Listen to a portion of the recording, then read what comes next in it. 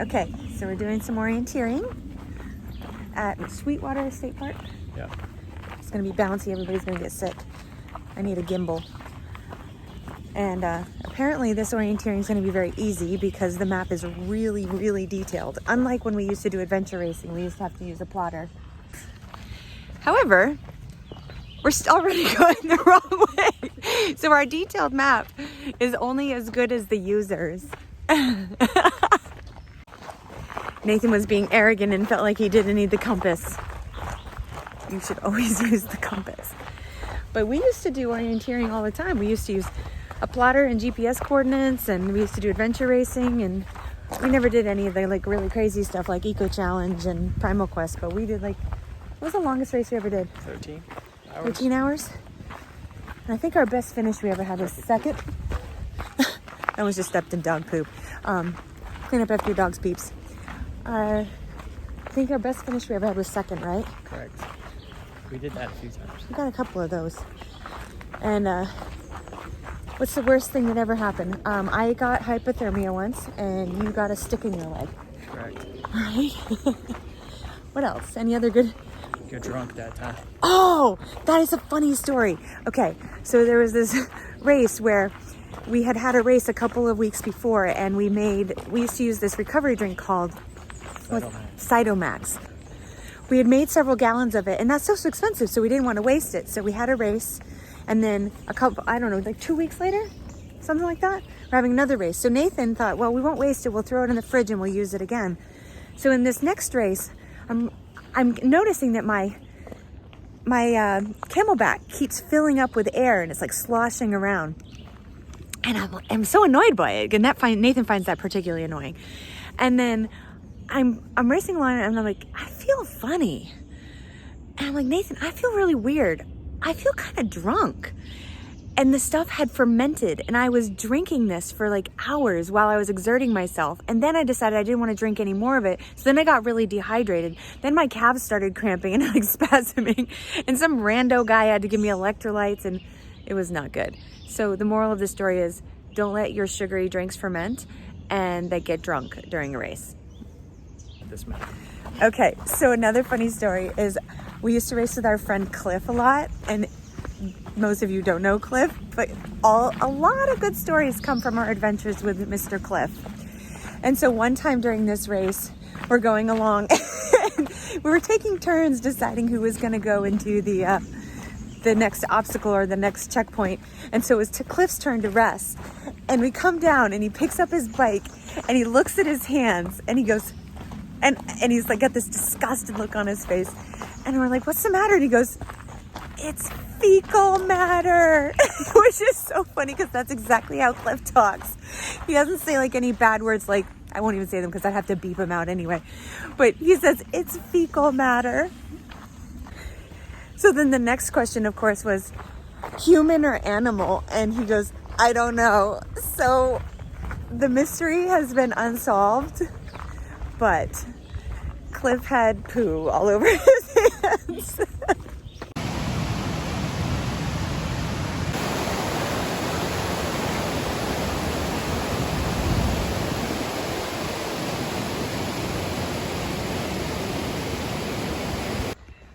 Checkpoint number 1 accomplished. Okay, so normally we'd be using the compass to find north and figure out which direction we need to go. But this map is so well detailed. It has a great legend. It has topo lines. So can you just take a second to show some of the features on like a topo map? And so if we look at the topo lines, wherever you see a circle, Yep. is the top of a hill. Then the lines indicate elevation. So when you have lines that are really close together, that means it's a steep hill. Right. Right. So right here we have, it's going down to the creek, and then it's going back up. So this is called a reentrant. So you know you're in a reentrant feature, even if there's no water, and that helps you find your spot on the map. Some other kind of universal map indicators are these X's. These are usually root stocks, which is basically a tipped over tree with the roots kind of splayed out. Oftentimes these black marks are buildings or some kind of structure. Man-made structure. Yep. Yeah. Of course, the brown would be roads, right? Go slower. What's the green? Green would be like a field or a meadow, some kind of vegetation. And usually that's going to have low elevation or low topo lines, like spread out topo lines. Correct. Yeah, this is at the top of a hill, so some Right. kind of plateau. The green Little slashes. vertical lines would be vegetation or undergrowth, so Like scrubby areas. yeah, parts of that might not be passable, which is important to know if you want to bushwhack, which means getting off the trail to maybe shortcut. So for instance, if we wanted to go from 2 to 6, if we were in a race, we might try to go from 2 to 6 to get those knocked out at the same time. Right. And so we might climb straight up that hill. And that would look very reasonable because the elevation is not super high, the topo lines aren't super close together, there's not a lot of vegetation. It would be reasonable. And in a case like this, where I'm heading straight up, I would definitely want to use my compass. So these are north lines, so I'm probably going due west from 2, and I would intentionally make a mistake to the north so that when I get on this trail, I know that I would be heading south down the trail to find the checkpoint. Versus if I try to go straight towards 6, I might not know when I get to the trail which way I'm off.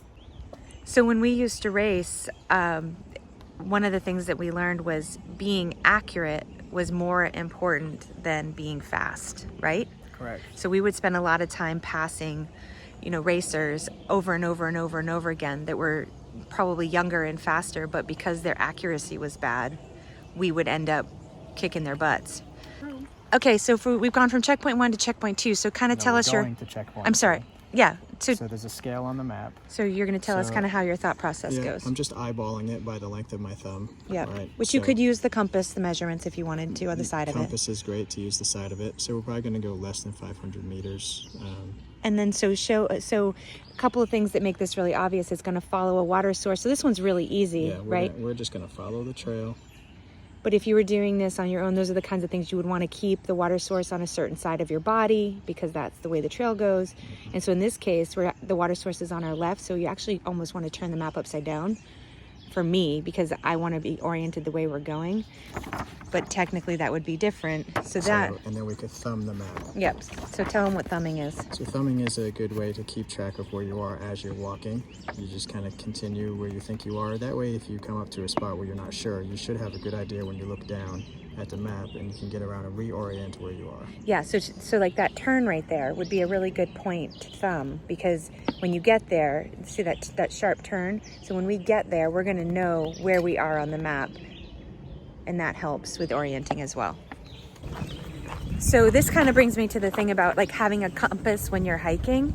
So having a compass when you're hiking is great, but it's only helpful, 1, if you have a good map, and 2, if you know how to use a map. So if you are if you're unskilled with using a map and a compass doesn't do you any good all by itself. I mean, it will tell you where north is, but that's about it. So something I don't know enough about is the difference between like true north and magnetic north, and how it just so happens that where we live, they're pretty close together. But depending on where you are in the hemispheres, those two things can be actually really, really different. And so you have to understand and know how to calculate that. Also in this circumstance, we're basically on trails. But when we used to race, there was some trails and then there was a lot of not trails, just navigating through the woods. So to be honest, I was never really a great navigator. I was an okay navigator. Nathan is a really good navigator. So when we first started, I had a little bit of experience and he had none. So I was the navigator, but he quickly, very, very quickly surpassed my skills and became the primary navigator. So talk a little bit about our different strengths and weaknesses in adventure racing. I feel like we both were strong bikers. Is that fair? Yes. You were a much stronger runner. Yeah. I think I was a stronger paddler. Maybe. You were better at steering. We found very quickly that both of us in the boat really where all the arguments happened. Yes. If we were going to have a fight, it was going to be in the canoe. In the boat. For sure. Plus, it's also the slowest out of everything that you do. The biking is the fastest for us. The trail running is the next. And then canoeing took so much longer, so it was always much more frustrating. So this is an example on the map that shows something man-made, and then we're coming up on a bridge. And so we've been thumbing the trail, so we should be pretty close to checkpoint 2. Margin of error. Another negative of this map is that the circle that represents the checkpoint is humongous. It covers like 100-meter area, so that's kind of a bummer. This is cool. This old, I'm assuming this is a mill here on the river. Pretty. Okay, so this produced thread, yarn, and wool, and it was burnt down during the Civil War. So there's checkpoint 3.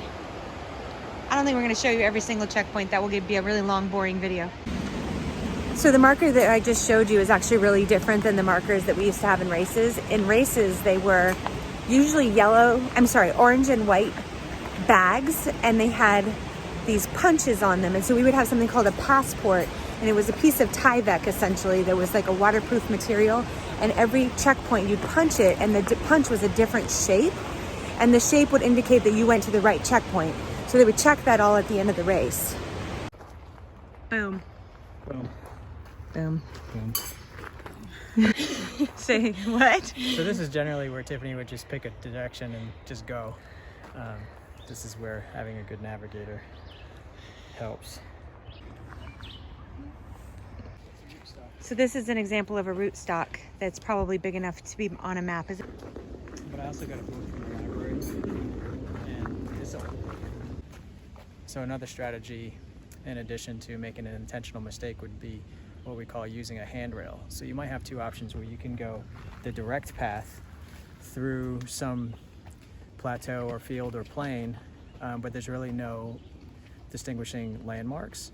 Or you might be able to go a little bit out of the way, but follow a fence line or a creek line or something like that. It just gives you something to follow, so it helps you know where you are on the map. Yeah, and also it seems like it would take more time, but based on accuracy, that usually saves you time. Yeah, so the time you spend knowing where you are versus the time you waste figuring out where you are. Then one race that we did where we did it orienteering at night Orienteering at night's a whole is other deal. really hard. And how many checkpoints did we get at night? Once the sun went down, 0. No. No, 0. We found nothing. No, we did get that one, but that's because we just followed everybody else. Oh, because that's cheating. Yeah. And then we did fine until the sun went down. Because you're operating on a headlamp, so you can't see more than a few feet in front of you. You have to be really good at thumbing. Really good. Yeah. Also, at one point, what did you say to us as a group? I have good news and I have bad news. Right. Good news is I know where we are. What's the bad news? Bad news is we're about, what was it, a mile or 2 from where we should be. Right, which in the middle of the night, in the middle of the woods, how far is a mile off? It's really far. So it's really far. But here's how I knew where we are. We were lost for a while, and I finally figured out where we are because we found this church in the middle of the woods. This old, like, one-room schoolhouse-looking church. And I was able to find it on the map. So good news, I know where we are. Bad news, we're a mile away from where we should be. And also, we were losing power in our headlamps on our bikes. Losing power in my legs. Yeah, and it's almost 12 hours into the race. Yeah. And we were not doing well at that point. Yeah, he was just saying that navigating on a bike at night is really, really hard because, when you're on you can't thumb because you need both your hands. You're going faster than you think you are. Yeah, and when you're biking with a headlight, it feels like you're in Star Wars. It feels like you're going light speed because punch it, Chewie. So when you're on the bike, you're going way faster than you can keep up with the map in the dark. But at the same time, you can only see as far as your headlight will go, which we didn't have very fancy headlights. We had kind of cheapy ones, so we could only see like 12 feet in front of us, and at the speed that you're going, 12 feet is not far enough to be safe. Yeah, so you're super focused. You can't take your eyes off the map. You lose your place. Yeah, we were terrible. It's awful. So I thought I'd tell you another little story about the time that I started to get hypothermia because, given my background, I know what the signs and symptoms of hypothermia are. But here's the crazy part. When you're getting hypothermia, you can't recognize them in yourself. So what was happening is we were in a race where it was really, really cold. It had been snowing that day. And people were dropping out. It's right there. People were dropping out left and right because of hypothermia. And so they had people at checkpoints taking a look at, all the racers to make sure that they were okay. And I come up to this one checkpoint and this guy says to me, "You come with me." And I was like, "Why? What's the problem?" And so at the time we were wet, very, very cold. And I remember thinking only two things. One, why do my legs feel so stiff? I felt like I was running like I was on stilts. My knees wouldn't bend. And also it felt like my lips wouldn't move properly. So I was trying to talk, but I couldn't move my lips properly. Well, it turns out I was talking mostly gibberish, and I did not feel cold. That's the thing. You always hear that when you have hypothermia, that you don't feel cold, and you hear stories about people actually like taking off their clothes or laying down in a snowbank. And I can totally see that why that would happen. So even someone with the knowledge and the background to recognize that those symptoms are occurring, I couldn't recognize them in myself by the time I'd gotten to that point. Checkpoint 5, done. So very cool little tip that we used a ton in racing is a way to tell how long before sunset. And I need to give credit where credit is due. We actually learned this from Bear Grylls on his show years and years ago. But if you take your arm and you extend it full length like this, and for every finger, it's about 15 minutes until sunset. So like if you extend your arm out full length and you're looking at the horizon and then you go up to the sun, and let's say it's 3 fingers until the horizon, that should be approximately 45 minutes. Go. So even if you don't have a compass, you can have a pretty good idea of where north, south, east, and west is based on where the sun is in the sky. So sun rises in the east and sets in the west. Right. And if you have enough break through the tree cover, you can do that pretty easily by looking at Okay, so it's not noon yet, so the sun's rising in the east. You can see the shadow should be going directly west. So 90 degrees to it should roughly be north. Pretty close. You gonna check it? See how close you are. That's pretty spot on. Nice job. Okay, so if you do have a compass or you know exactly where north is and you have sunlight, you can get a good idea of what time it is too. So the first thing you want to do is find north, right? So if we mark north as 12 o'clock, and we know that 90 degrees from that is 3 o'clock, 90 degrees in the other direction would be 9 o'clock. I don't know if you can see that, 9 o'clock, okay. I know it's not near 6 o'clock, so I'm not going to bother with that. But now, if I put a stick straight up, it's not a very straight. Not a very straight stick. It's not a very straight stick. This is a little bit straighter. Try this one. If I put a stick straight up, this looks to me like it's about probably 10 o'clock, maybe a little after 10 o'clock. And then, what time is it? Maggie? 10:15. 10:15. That's pretty darn close there, babe. Within 15 minutes. If you had a straight stick, maybe. All right, who taught you that skill? I gave credit to Bear Grylls for the horizon. Yeah, so my Pepe, my dad's dad, my grandfather taught me that one on the beach. Rest his soul. Pepe, sweetest man ever. So that one worked pretty close today because it's close to June 21st being the summer equinox. So the sun is going to be as high in the sky as it will be all year. But if it's late in the year, in the winter, closer to winter equinox when the sun's really low, that time's going to be a little bit off. But it should still be close. All right, so now we're going to try to bushwhack to get from 6 to 2. Okay. So we're at checkpoint 6. The first thing we're going to want to do is orient our map. So we find north. I'm going to line, there's a north line on the map, this blue line is a north line. Yep. So we're going to line up the compass on the north line. Right. And then we're going to make sure it all lines up. Yep, Okay, so you got to get the... So now I'm holding the map in the correct direction. Okay, so we found our north line. We got our map oriented. Now I'm going to turn the compass and connect the check I'm at to the check I want to get to. On the side of the compass. On the side of the compass. And I'm going to reorient the north arrow. So now as I'm walking, this compass always points me where I want to go on the map, as long as the arrow. my arrow is still inside my arrow. Okay, so show them how you would know if you were getting off track. Okay, so as I'm walking, if the arrow starts to come outside of the gate here, then I know I'm walking in the wrong direction. So you could reorient yourself by turning until the floating, what is it called? The floating needle is inside the gate. Right. That's a gate. It's called a gate. So now you know that is the direction you need to be walking to get to checkpoint 2, right? So we're going to use the scale on the map. It's in centimeters. Right, so 1 centimeter is 100 meters. 100 meters. So now we're just going to measure from 1 to 2. And we're about 175 meters from checkpoint 2 if we could get there in a straight line. Right. So talk about pace count based on that 100 meters. Well, I don't remember what our pace count is, but I think mine was 67.